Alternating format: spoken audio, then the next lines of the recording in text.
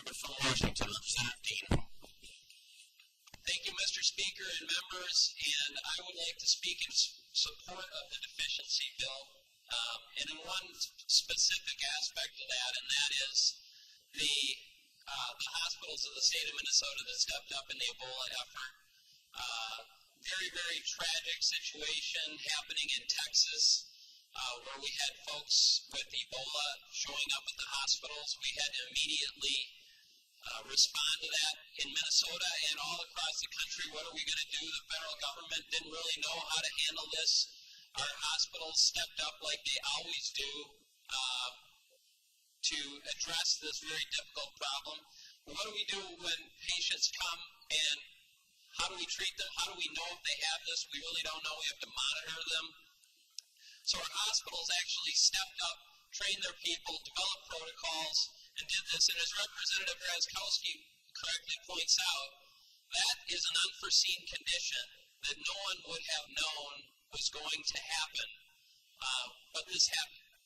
And it's for reasons like that that I think governors really do need authority and to go out and to be able to respond to emergencies in our agencies and to be able to respond to try to correct these things and to keep the government serving the citizens of the state of Minnesota. But what happened this year was we had a deficiency bill come through, and at the very same time, we had a governor that unilaterally decided to raise the salaries of the very highest paid people in the government, unilaterally. So on the one hand, we're saying that we can't keep our hospitals open.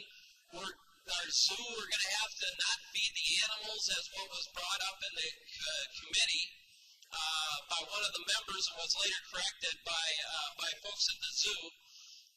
We're going to have to do all of these drastic measures because we don't have enough money, and at the very same time, we're raising the salaries of the very highest paid executives in his agencies. And the average person across the state of Minnesota who's struggling to pay bills says this doesn't make any sense. This is out of touch. This is out of touch with my daily life in Minnesota. And that's what we've come to see. And we saw the embarrassment on the cover of the paper every day when the leadership, when the governor and the leadership in the Senate can't agree. That gets sideways. It winds up on the front page of the paper. We all go home to our districts and they say, what is going on down there? You guys are so out of touch. How can you be that out of touch with Main Street in your district?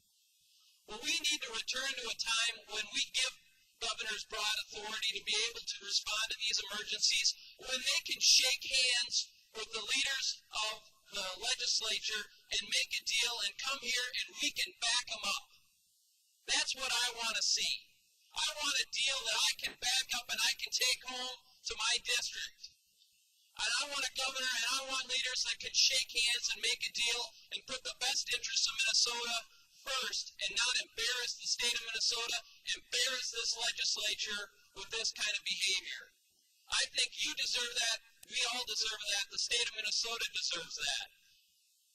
But I think this bill deserves our support. We ought to be able to get behind deficiency bills and disasters. We step behind our leaders when they step in to help the citizens of the state of Minnesota. I think today is the right day to do the right thing. If we've seen a week of embarrassment, today start doing the right thing.